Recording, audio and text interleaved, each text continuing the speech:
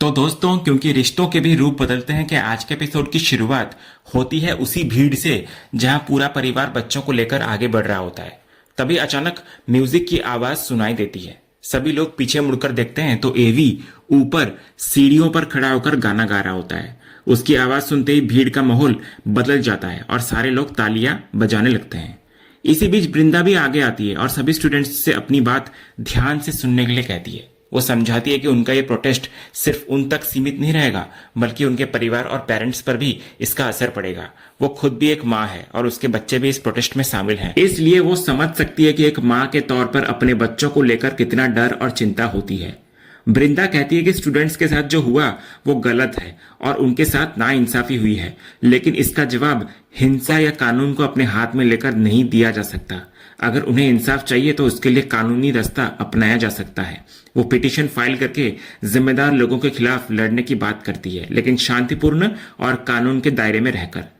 तभी भीड़ में से एक स्टूडेंट अपनी परेशानी सामने रखता हुआ नजर आता है। उसका कहना होता है कि सामने वाले लोग काफी पावरफुल हैं और अपनी पावर का गलत इस्तेमाल कर सकते हैं। सवाल यह है कि अगर आज चीटिंग करने वाला स्टूडेंट कोई और होता तो क्या उसके साथ भी ऐसा ही बर्ताव किया जाता। दूसरा स्टूडेंट भी कहता है कि वे भी हिंसक प्रोटेस्ट नहीं करना चाहते थे, लेकिन उन्हें बराबरी का हक चाहिए। उनका कहना है कि अगर रूल्स सबके लिए हैं तो पावर और इन्फ्लुएंस के आधार पर किसी को अलग एडवांटेज क्यों दिया जाए। इसके बाद स्टूडेंट फिर से जस्टिस की मांग करते हुए डीन के रेजिग्नेशन के नारे लगाने लगते हैं। तभी कार्तिक सामने आकर स्टूडेंट्स को शांत करने की कोशिश करता है और समझाता है कि इस तरह का हंगामा करने से उनकी प्रॉब्लम सॉल्व नहीं होने वाली। वो उन्हें याद दिलाता है कि वे स्टूडेंट्स हैं और उन्हें अपनी पढ़ाई पर ध्यान देना चाहिए। लेकिन तभी एवी कार्तिक की बात को आगे बढ़ाते हुए वृंदा का सपोर्ट करता है और कहता है कि वृंदा जी की बात एकदम सही है। वो कहता है कि पढ़ाई जरूरी है, लेकिन गलत के खिलाफ आवाज उठाना भी उतना ही जरूरी है।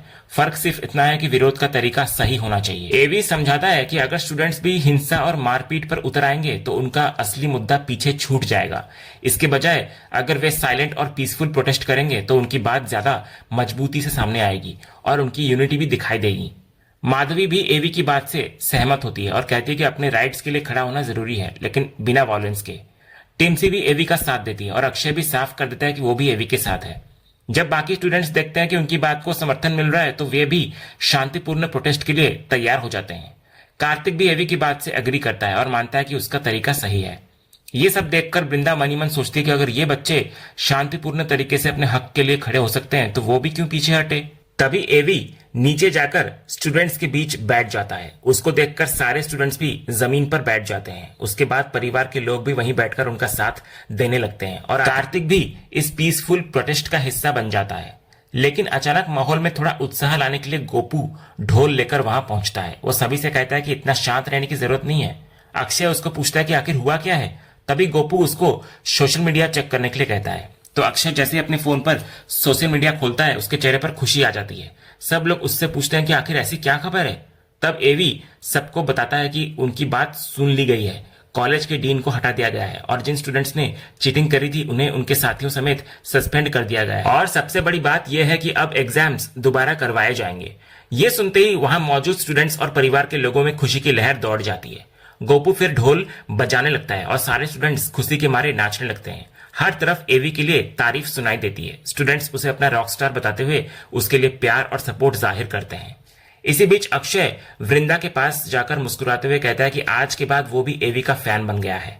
वृंदा भी एवी की तरफ देखकर मुस्कुरा रही होती है। उसके चेहरे पर पहली बार एवी के लिए गुस्से के बजाय एक अलग तरह का सम्मान दिखाई देता है। इसके बाद सभी लोग घर वापस पहुंचते हैं। घर आते ही वृंदा बच्चों को बिना बताए घर से निकलने और इतना बड़ा कदम उठाने के लिए समझाने लगती है, डांटने लगती है, लेकिन हेमंत उसको रोक देता है। वो कहता है कि आज बच्चों के लिए काफी हेक्टिक रहा है दिन और वे थक चुके होंगे, इसलिए अभी उन्हें डांटने के बजाय आराम करने दिया जाए। हेमंत बच्चों को अंदर जाकर फ्रेश होने, खाना खाने और फिर आराम करने के लिए कह देता है, तो सारे बच्चे अंदर चले जाते हैं। फिर वृंदा हेमंत से कहती है कि वो बच्चों से बात कर रही थी ना, फिर उन्होंने बच्चों को क्यों बचा लिया। तो हेमंत समझाता है कि बच्चे हैं, उनसे गलतियां और नादानियां हो सकती है और सबसे बड़ी बात यह है कि आज जिस मुद्दे के लिए उन्होंने आवाज उठाई उसमें उनको कामयाबी भी मिली है, इसलिए आज उनको ज्यादा डांटने की जरूरत नहीं है। वृंदा उनकी बात मान लेती है, लेकिन साथ ही कहती है कि बच्चे अब जरूरत से ज्यादा स्मार्ट होते जा रहे हैं। उधर दूसरी तरफ एवी यानी कि अंगद आरव को फोन करता है। वो उससे मजाकिया अंदाज में पूछता है कि क्या हुआ चैंप, घर में आज कोई बड़ा धमाका हुआ या नहीं और किस किस को डांट पड़ी। तो आरव कहता है कि मामला बिगड़ने ही वाला था, लेकिन उनके दादू ने उन्हें बचा लिया, वरना उसकी मासी आज उन्हें बिल्कुल नहीं छोड़ती। तो ये सुनकर अंगद के मुंह से अचानक निकल जाता है कि वृंदा का गुस्सा कैसा है, ये उससे पूछना चाहिए, क्योंकि उसका गुस्सा काफी खतरनाक होता है। तो आरव तुरंत पूछ बैठता है कि वृंदा के गुस्से के बारे में उसे इतना कैसे पता है। तो अंगद को एहसास होता है कि उसने शायद कुछ ज्यादा बोल दिया है। वो तुरंत बात को संभालते हुए कहता है कि वे साथ में काम करते हैं, इसलिए कभी कभी उसने वृंदा का गुस्सा देख लिया है। इसके बाद वो किसी जरूरी कॉल का बहाना बनाकर फोन रख देता है। फोन रखते ही अंगद खुद से कहता है कि ये छोटा सा आरव भी बहुत तेज है, इतनी छोटी सी बात तक पकड़ लेता है, आखिर अपने बाप पर जो गया है। अगले सीन में हम देखते हैं कि अंगद के फोन पर एक नई शायरी का नोटिफिकेशन मिलता है। अंगद शायरी खोलकर पढ़ता है। शायरी में जिंदगी की मुश्किलें, अधूरी मोहब्बत और ऐसी रातों की बात होती है जो आसानी से सुबह में नहीं बदलती। इन शब्दों की गहराई अंगद को बहुत पसंद आती है। वो तुरंत उस अनजान शख्स को मैसेज करता है जिससे वो पिछले कुछ दिनों से बात कर रहा है। उसे नहीं पता कि दूसरी तरफ कोई और नहीं बल्कि वृंदा ही है। अंगद उसकी शायरी की तारीफ करते हुए पूछता है कि क्या सब ठीक है, क्योंकि उसके शब्दों में उसे काफी दर्द फील हुआ। तो वृंदा इधर जवाब देती है कि सब ठीक है, लेकिन वो अचानक ऐसी चिंता क्यों कर रहा है। तो अंगद कहता है कि उसकी शायरी पढ़कर उसे ऐसा ही महसूस हुआ और उसे खुद भी उन शब्दों से एक कनेक्शन महसूस हो रहा है, जैसे वो उसके अपने दिल की बात हो।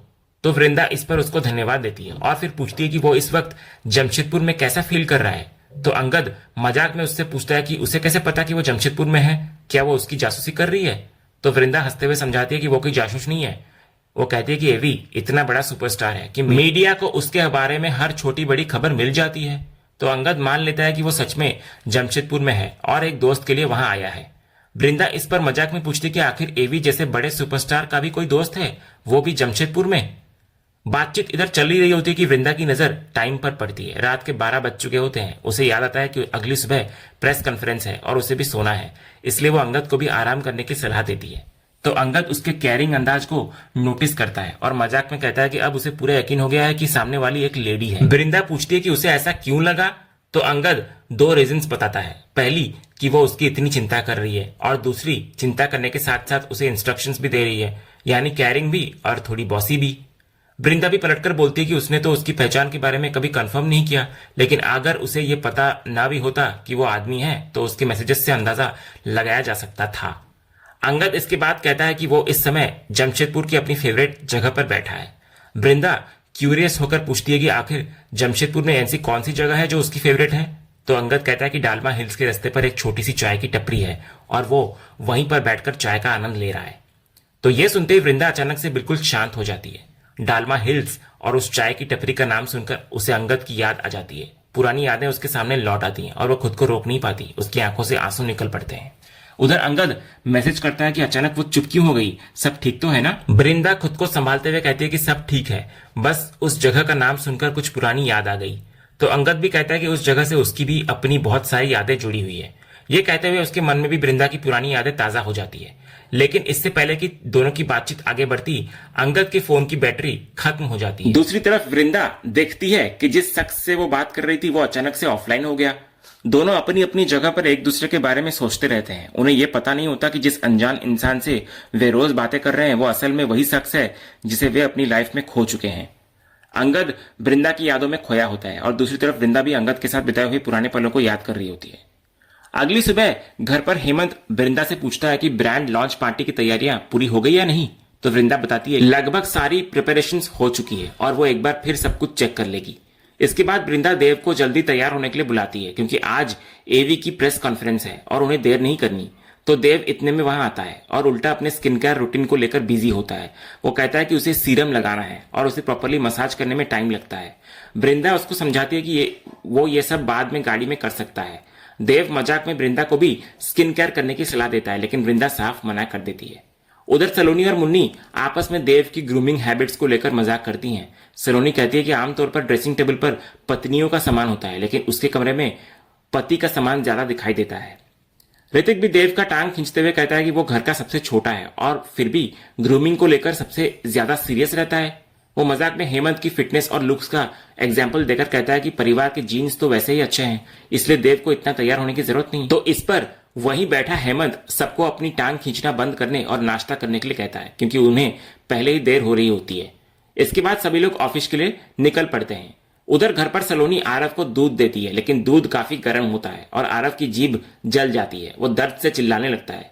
वृंदा तभी वहां लौट कर आती है और तुरंत आरव से पूछती है कि क्या हुआ। आरव कहता है कि दूध बहुत गर्म था। तो वृंदा भी देखती है कि सच में दूध बहुत गर्म है और सलोनी से कहती है कि बच्चे को देने से पहले दूध थोड़ा ठंडा कर लेना चाहिए था। इसके बाद वृंदा फ्रिज से आइसक्रीम निकालकर आरव को खिलाती है ताकि उसकी जलन थोड़ी कम हो। ये देखकर तारा भी आइसक्रीम खाने की जिद करती है। मुन्नी उसको समझाती है कि सुबह सुबह आइसक्रीम नहीं खाते और आरव का मुंह जल गया है इसलिए उसे दी जा रही है। तारा फिर भी थोड़ी आइसक्रीम मांगती है, लेकिन मुन्नी उसे कोई दूसरी टेस्टी चीज देने का वादा करके वहां से ले जाती है। इधर वृंदा सलोनी को फिर से समझाती है कि उसे ख्याल रखना चाहिए इन सब चीजों का। तो सलोनी को यह बात बुरी लग जाती है। वो कहती है कि वो आरव का ध्यान रखती है और जानबूझकर कोई गलती नहीं करती। वो आरव की माँ है और उसे अपने बेटे की परवरिश करना आता है। तो सलोनी की यह बात सुनकर वृंदा को अचानक बहुत बुरा लगता है। उसे पुराना पल हॉस्पिटल वाला याद आ जाता है जब उसने अपने न्यूबॉर्न बेटे आरव को अपने हाथों से सलोनी को सौंप दिया था। उस याद से वृंदा इमोशनली हर्ट हो जाती है। वो बिना ज्यादा कुछ कहे सलोनी से बस आरव को आइसक्रीम खिलाने के लिए कहकर वहां से निकल जाती है। दूर खड़ी मुन्नी ये पूरा सीन देख रही होती है और वृंदा के दर्द को महसूस करती है। अगले सीन में वृंदा ऑफिस पहुंचती है। वहां मीडिया वाले प्रेस कॉन्फ्रेंस शुरू होने का इंतजार कर रहे होते हैं। वृंदा उन्हें बता रही होती है कि बस थोड़ी देर में कॉन्फ्रेंस शुरू होने वाली है और अगर किसी को किसी चीज की जरूरत हो तो वो बता सकता है। मीडिया वाले कहते हैं कि वे ऑलमोस्ट रेडी हैं, बस एवी का इंतजार है। ये सुनकर वृंदा के मन में सवाल उठता है कि आखिर एवी अभी तक आया क्यों नहीं। वो तुरंत कार्तिक के पास जाकर एवी के बारे में पूछती है। कार्तिक भी एवी को कॉल करने की सोचता है, लेकिन तभी उसकी नजर एवी के मैनेजर विकास पर पड़ती है। कार्तिक विकास से जाकर पूछता है कि क्या उसे एवी के बारे में कोई इन्फॉर्मेशन मिली। तो विकास कहता है कि वो खुद लगातार एवी को कॉल कर रहा है, लेकिन एवी का फोन लग नहीं रहा। वो पिछली शाम एयरपोर्ट से भी अचानक गायब हो गया था और अब प्रेस कॉन्फ्रेंस से भी गायब है। पूरी रात उससे कांटेक्ट नहीं हो पाया। कार्तिक भी हैरान होकर पूछता है कि क्या वो कल एवी के साथ नहीं था। तो विकास कहता है कि शाम को उसकी एवी से बात हुई थी, लेकिन उसके बाद से उसका कोई पता ही नहीं है। ये सुनते ही वृंदा अचानक से सोच में पड़ जाती है। उसे कुछ याद आने लगता है और उसके चेहरे पर एक अलग सा कॉन्फिडेंस दिखाई देता है। वो मनी मन सोचती है कि शायद उसे पता है कि एवी इस वक्त कहाँ मिल सकता है। और इसी सीन के साथ आज का यह एपिसोड यहीं पर खत्म होता है। तो दोस्तों, वृंदा को आखिरकार अंदाजा हो गया है कि एवी कहाँ हो सकता है, लेकिन क्या वो सच में एवी तक पहुंच पाएगी? कमेंट करके जरूर बताइए। वीडियो पसंद आया हो तो लाइक करें और ऐसे ही आगे के अपडेट्स के लिए चैनल को सब्सक्राइब करना बिल्कुल ना भूलें और बेल आइकन को भी जरूर दबा लिया करें। मिलते हैं अगले एपिसोड के अपडेट के साथ। तब तक के लिए धन्यवाद।